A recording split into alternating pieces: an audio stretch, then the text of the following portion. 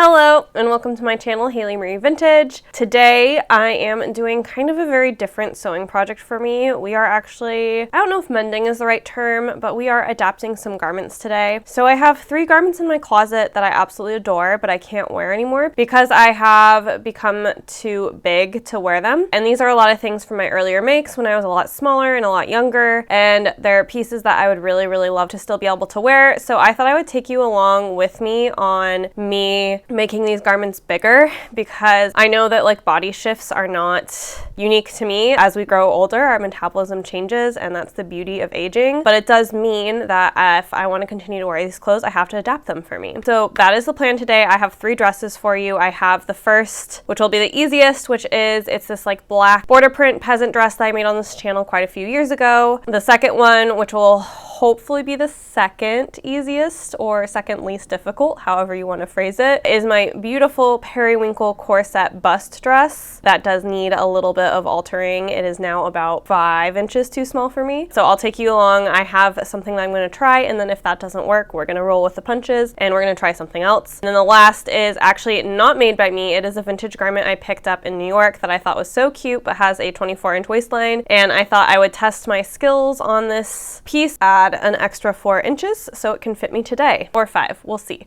I these days like my garments to fit a little looser than I did when I was a little bit younger. That is the plan. This first one I'm not going to try on and show you how much it doesn't fit me because it's truly just by like an inch. But this is that first dress I was talking about. She is one of my favorites. I know it would absolutely still fit. It's that I just need like 2 inches in the waist. Like that's all I need. So my plan is to use a gusset style fix. It technically only needs about 2 more inches to fit. I'm likely going to give it 3 because I would like it to not just fit but be something that feels really comfortable to wear. But my first mission on this guy is I do have to go drum up my scraps from this project. I keep some scraps from everything I make exactly for these types of situations, and also just for like scrap projects and things like that. I should have a fabric in my stash that I can just like hopefully fairly perfectly match this. And if I don't, we'll talk about what I'll do then, but I will probably just use a plain black. I know that we don't always have the luxury of having the exact fabric in our stash, so I would encourage you to just find a solid that's pretty darn close, or find something fun that brings emphasis to it and talk to somebody about mending your clothes if they ever ask you about why you have that like different colored triangle on your side. This should be pretty straightforward, although it will be a lot of unpicking. I finished this correctly back when I made it, and so the waist seam is bound. I am glad. I believe I left the gathering stitches in these, which I am very thankful to my former self for.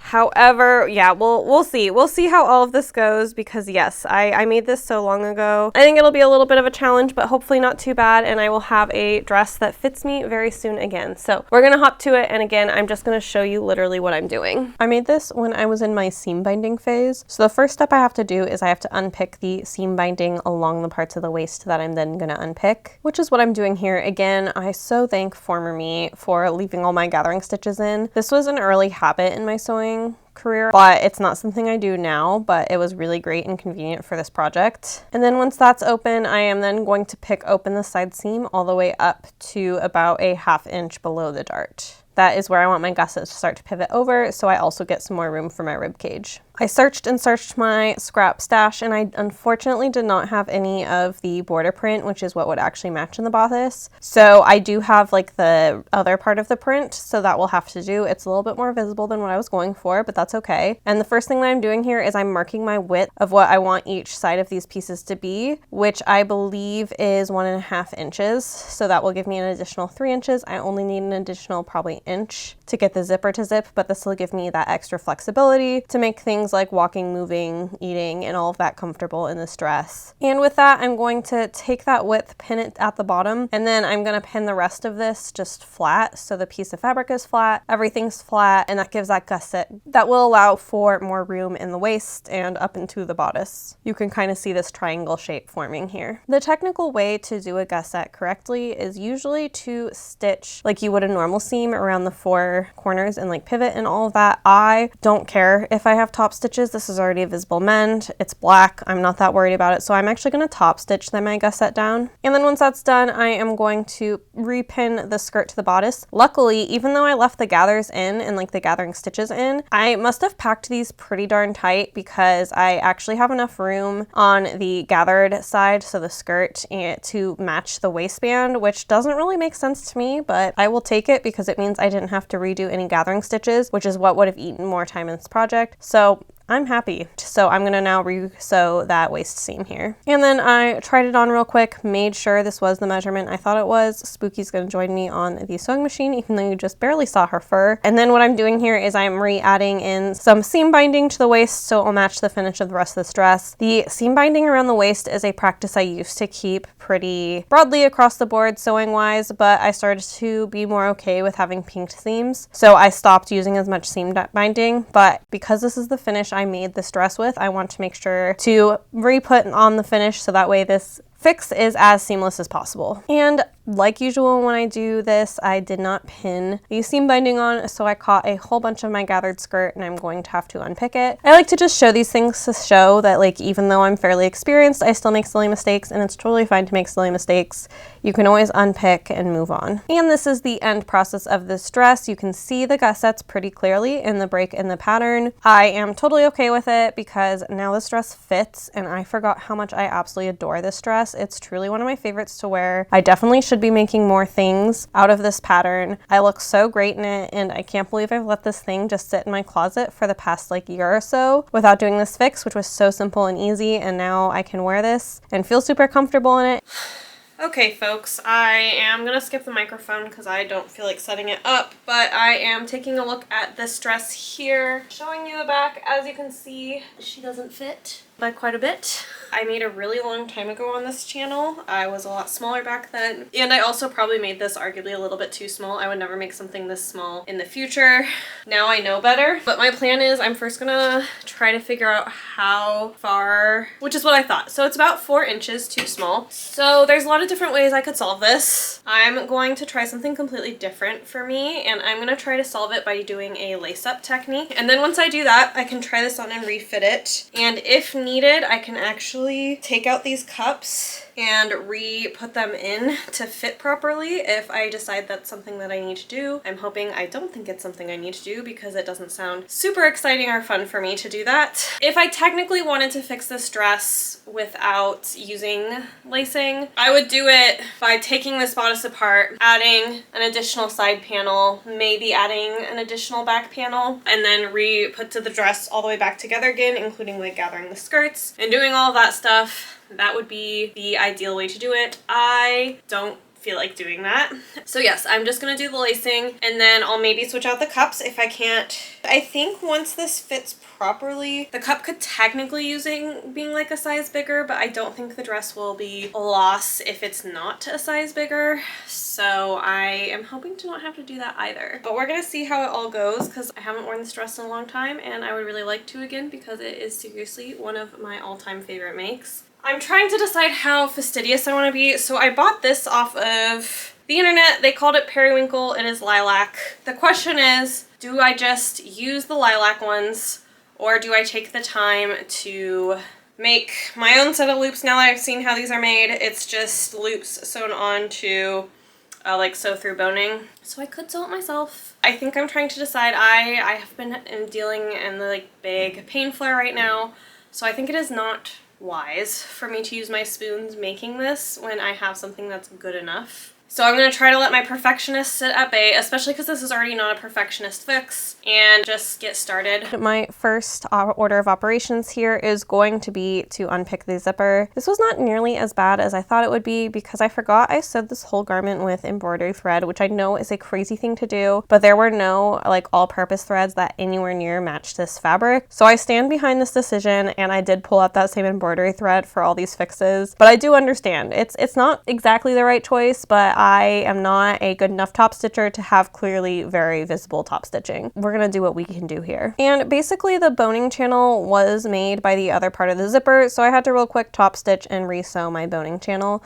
I did such a better job this time, I will say that. I forgot how hard it is to show you guys what I'm doing when I'm using this much tulle, but I tried this dress on with the zipper taken out and like the boning channel sewn back, and then I guessed where I could get the zipper to come up to in the back because I didn't want to fully lace this all the way down because this is a gathered skirt and lacing at a certain point doesn't make sense. So I figured out exactly where I could have a zipper that the lacing on top, actually the bow that I'll eventually tie, will likely hide. And the lacing thing that I'm working with has boning, so I want somewhere to stick the boning. So we're almost going to double boning channel this. So I have the boning channel, I have where the zipper was, and I'm now sliding that open, like slitting it open with my seam tool to get a place that I can then house that boning in. This is a choice, but it worked, so no complaints here. I'm absolutely happy with the result, but yeah, this was interesting because yes, I basically have double bones, but what can you do? And then here I have shoved the boning into that kind of zipper channel, whatever you want to call it, and then I'm sewing it closed. This worked great. I have, like I said, zero complaints. It was definitely not the correct way to do this, but it worked nonetheless.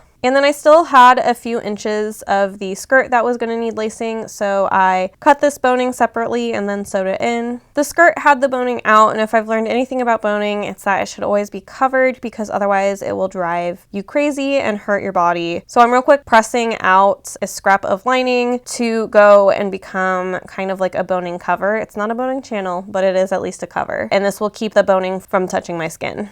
And while Spooky settles in, I hand sew that boning cover on. You can see it in action right here. And with that, I finished this repair and I can now show you how it ended up. Here she is in all her glory. Sorry for the weird close-ups. There was a lot of people around all of a sudden and I couldn't actually get full frame, full me footage without filming strangers, which I try not to do. So I'm just trying to show you as much of the dress as I can. I think this fix turned out really quite well. The only thing that I will note is because I put the boning in separately in the skirt and the bodice, you can see this clear pinch where the boning doesn't continue. What I need to go in and do real quick is just put in another layer of sewable boning that goes over the two of those, so that way those can't like jut out and do kind of the weird thing they're doing back there. We are back here again. I have wrapped up obviously that other dress, so we just have the third and final dress to make larger. I need to find 6 inches on this sucker. This is not me made. I actually picked this up vintage. I thought it was gorgeous. It is so small. It is, I think, a 24-inch waist. I just need to figure out how to get it up to 28 is minimum, but 30 is most comfortable for me right now. I'm gonna need to take off the sleeves. I'm gonna need to take off the skirt, and I'm gonna need to take out the zipper and kind of get this actually going up the back. I will also say while I'm doing this, my plan is to get the zipper. The zipper starts here. My plan is to take the zipper all the way up. How am I gonna take this dress and find 6 additional inches in it without making it too weird? So the biggest thing that I want to leave alone is the front, right? We have the button front and we have the pleats. So I don't want to impact those at all. So my thought is we're first going to take everything apart. My thought is this is going to end up sleeveless because trying to make the sleeves big enough to accommodate my bicep also is probably not the most fun. So we'll take off the sleeves and we'll maybe reuse this fabric to add not necessarily a gusset because I'm going to need a little bit more width than that than a gusset like a traditional gusset would provide. So probably a full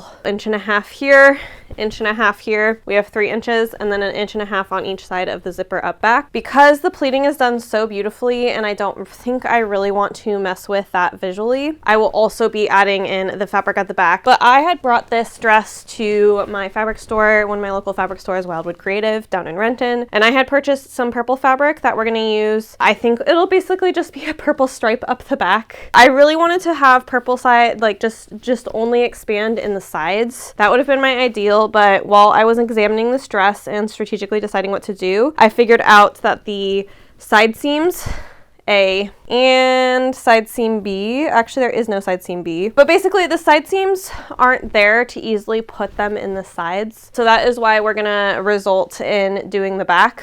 I really wanted to have this cat print in my wardrobe. I think it will be cute with the purple edition. This is quite the experiment. I have never tried to make a vintage garment this much bigger. I've maybe like fudged where I could get like 1 inch, maybe 2 in from the different seam allowances, but I have never tried to find the 6 inches. So this will be a good experiment and hopefully not a disaster. I don't want to destroy this dress. Worst case scenario, right? Like, this is not the plan, but worst case scenario, she becomes a skirt, right? So we're gonna see what happens. Fingers crossed, wish me luck. All right, folks, first thing I'm doing is unpicking this. I've unpicked the sleeves and then I'm unpicking the bias binding that's on the sleeves because I'm going to use that for the neckline for where I extend the back. This seamstress sews very much like how I sewed early in my career, where she sews like 3 seams when you only need 1 to do the same job. Clearly very, very nervous about her seams actually holding. I've been there, I've done that. I don't enjoy unpicking another seamstress's choice in that manner. So yeah, this was like 3 hours of unpicking just to get started, which I had to spread out over several days because unpicking is incredibly hard on my hands. And after getting the sleeves and all of that stuff unpicked, I was going to turn my focus on the waist, but first I basted down all the pleats so that way they wouldn't come out when I actually removed the bodice from the skirt, because these are not reinforced, so the pleats would just fall out if I didn't do this step. And then here I am actually unpicking all of that waist seam. This is what took the longest because this was the one that she had sewn over and over and over again. And you might hear a spooky chatter here or there. She is in my lap and yelling at the birds. And finally, I'm on my last bit of unpicking, which is the side seam of the bodice. With everything pulled apart, I real quick tried this on to adjust the darts. The dart right now was going quite a bit over where the point of my bust is, so I lowered it by about 1 inch, which will hopefully help with final fit. I should redo both darts completely, but I felt less confident about redoing the side dart as opposed to just shortening the front dart, so I think this is going to be good enough. And then I decided I didn't want that purple fabric on the side since it wasn't going to be mimicked in the skirt. So I took those tiny sleeves. They're really cute, like little cap sleeves that you can see in this pattern. But I actually cut them into strips and patchworked them back together to make them work to fill that side bodice. I just need it to become 1.5 inches wide. So I cut these at 2.5 inches wide because I'll have a 1/2 inch of seam allowance on each side. And here you can see me taking that piecework piece. You can see this is 3 pieces, and I'm sewing it to those side seams to give me that 1.5 inch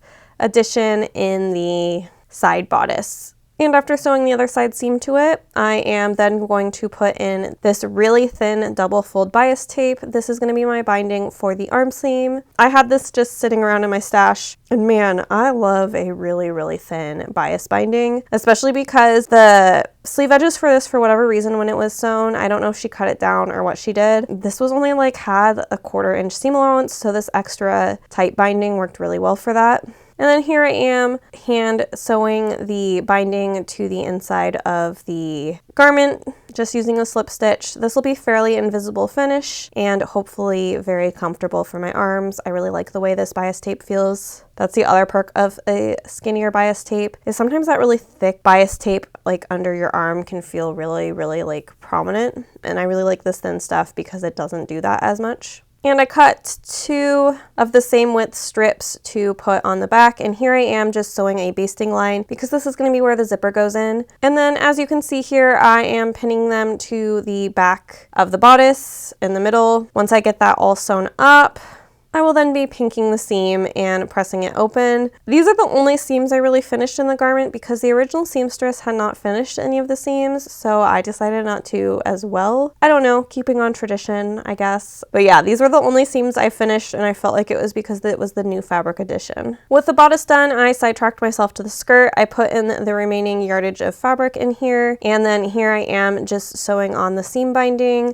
to match the seam binding that is on like the hem of the original garment. I didn't have this beige color, so I went with this white, and I'll overlap it and hopefully it will all look pretty okay. I just like to keep my finishes similar. I personally would never use a hem tape in this situation, but she used a hem tape, so I'm going to use a hem tape again, even if the color is completely off. And I know I'm going to keep the length exactly the length that she had it, even though it's actually technically a little bit long for my taste. But here I'm just going to slip stitch that hem tape on. I didn't want to redo the entire hem of this dress. I already knew I was going to be putting enough enough labor. And so I decided to just be okay with the length of the dress. If I decide it really truly drives me crazy, this is something I can easily change later, although it will make me feel with a little bit of regret because any fabric I would have cut off for the hem I could have used to continue to kind of like patchwork up the dress, and I wouldn't have had to put in this purple, but it's okay. I truly thought I was gonna like the hem length of this dress until I actually wore it to work, where it was a little bit too long for me. And I cannot exactly match her pleating pattern, which, to be fair, nobody in their right mind could match her pleating pattern because her pleating pattern was chaotic and had no clear intent except for the direction of the pleats. So I just followed the direction of the pleats, and I needed to keep this fabric 6 inches wide in total. So that is what I'm doing here. They're chaotic pleats, but her pleats are equally chaotic. Hers are much more deep and chaotic, and mine are shallow and chaotic, but they are all chaotic, so they match. And with that done, I can re-sew the bodice to the skirt. Very exciting. The dress is whole again, and I'm actually quite pleased with myself. I switched the zipper out for this purple zipper, which will fit better with the purple fabric, and I'm just going to sew the zipper in the same way I always do. And then I took the bias tape from the sleeve and I real quick sewed it to the bias tape on the neck edging to continue it through where the purple is, and then I'm hand stitching that all down.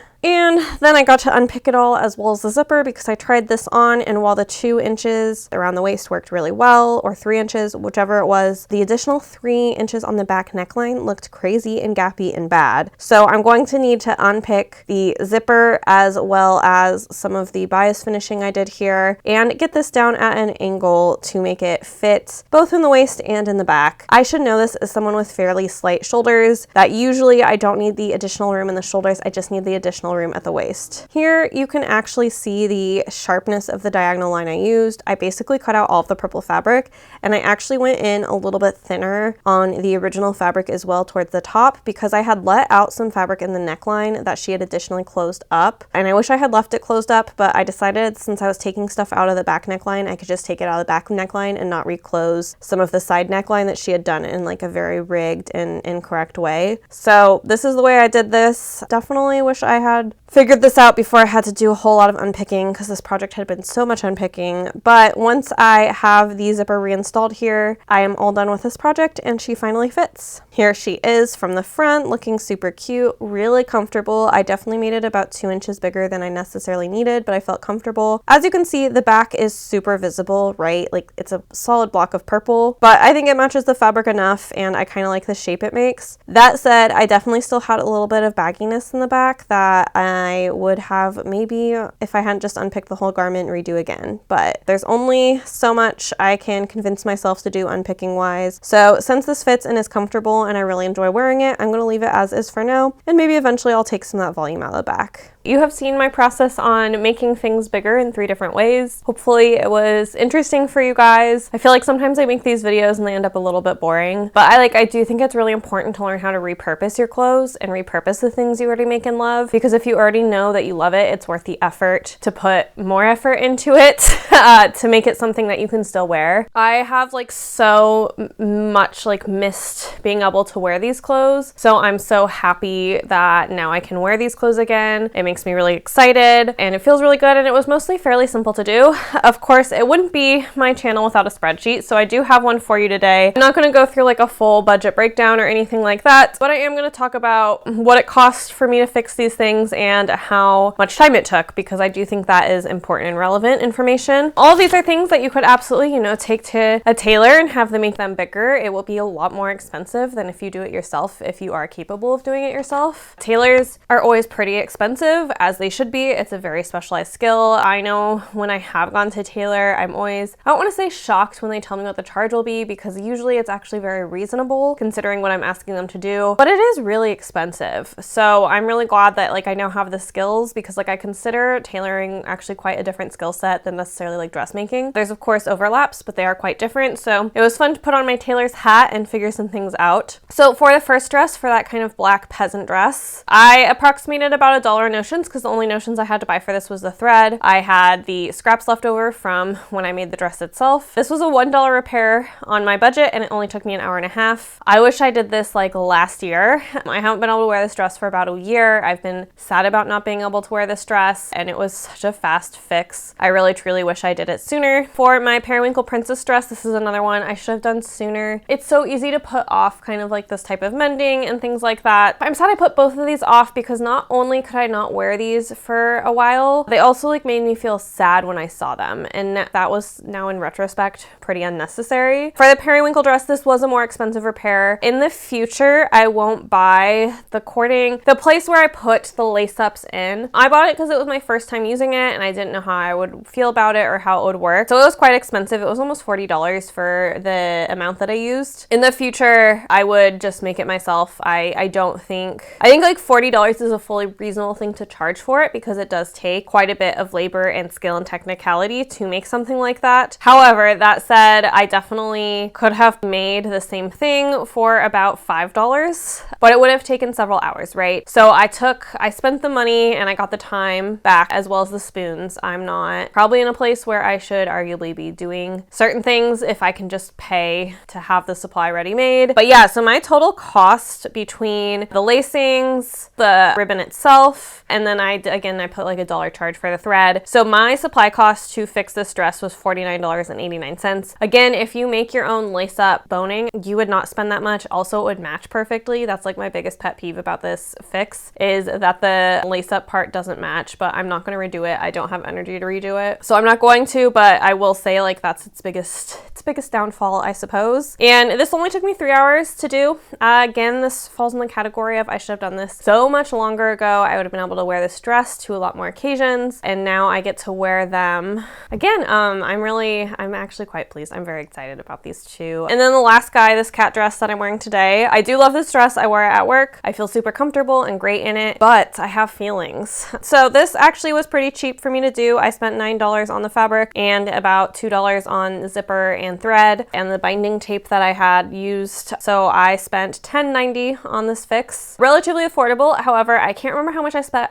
on the dress, but like in retrospect, now that I know how much labor it took to get the dress to fit me, I spent too much on the dress. So why do I feel this way, right? Like this took me 8 hours to do. It took me 8 hours to take this dress apart and put it back together and get it to fit the way I wanted. And like, again, I am so happy. I'm glad I did it. I will never, ever, ever buy a dress again to do this too. If you've been around my channel a while, if you know what I do, 8 hours is usually what it takes for me to sew a dress like this from scratch. And I would much rather do that than take a dress that already exists and upsize it, because like the dress that I make from scratch is going to fit me better than this does. This I think fits rather well, considering the fact that it was 4 to 5 inches too small, but it was my like, I don't know, this is not a project I enjoyed doing. So the seam ripping hurt my hands really bad. Like I had to do it over the course of multiple days, I think 3 days, because it would start to trigger hand numbness, which I am supposed to stop all activity when that happens. I unpick, but I have never unpicked this much. I spent just 3 hours unpicking. And yeah, that's really, really hard on my hands. It's really hard on my body. And aside from that, like I don't enjoy it. I actually kind of like unpicking my own work, but my stitches are bigger than the stitches they used in the 1950s. And the seamstress who made this dress,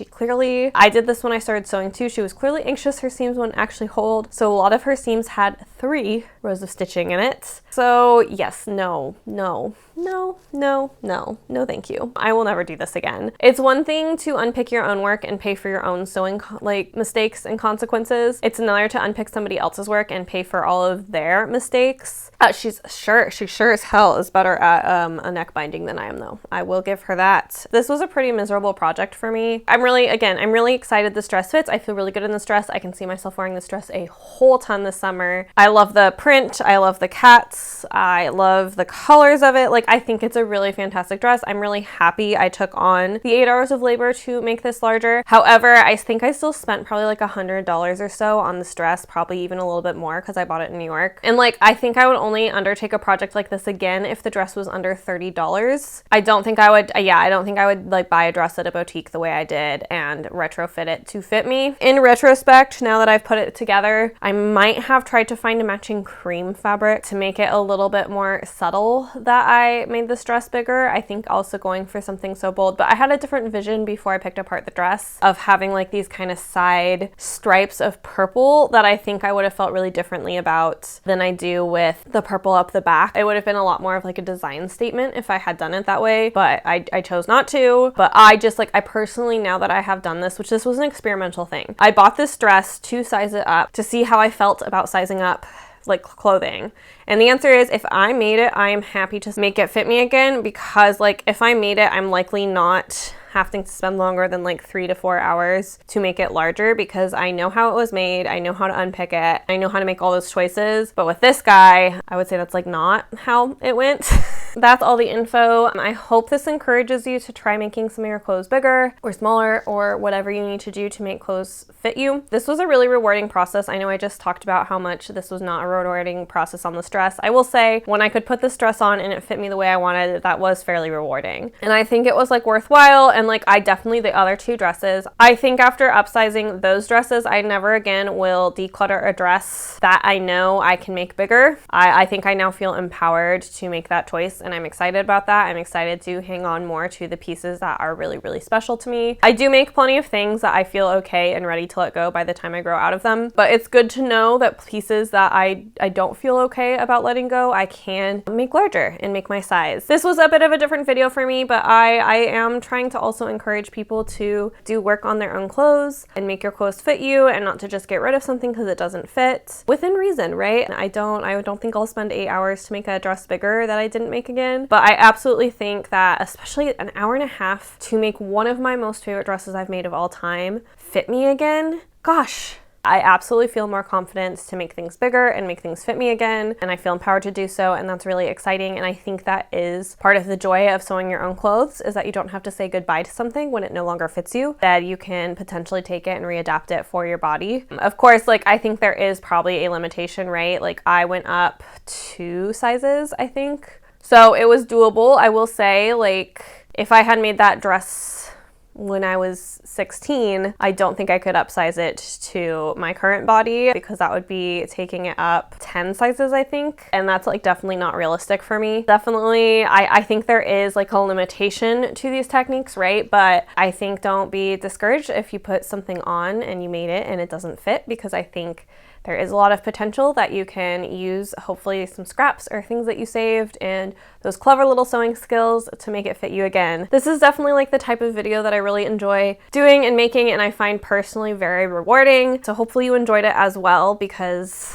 this type of work means a lot to me and is really important to me. It's really fun to get on here and sew a new dress, but I think it's also really, really meaningful for me to get on here and show you how to adapt things to your body, because our bodies change, because we go through ebbs and flows and changes, and we should be going through those changes. Our bodies are not meant to stay the exact same size our whole lives, and it's totally normal, and I think our clothing should be able to allow us to do that. So finding these ways to make my clothing meet the seasons of my body makes me really happy, and hopefully inspires you to do the same. But yes, with that, I will see you next week. We're starting now with the reminders. I am taking all of July off. You will not see me. I will not be putting out videos, so start preparing yourself for that, I guess. I have found taking the month off, I think every 6 months, is going to really help me continue to feel very inspired and happy to continue to have this YouTube channel. With that, subscribe and stick around. I know I just said I'm about to take time off, but you got 2 more weeks with me before I do that. Stay tuned for that exciting stuff. And then as always, I do have a Patreon and a Ko-fi where you can go over and support me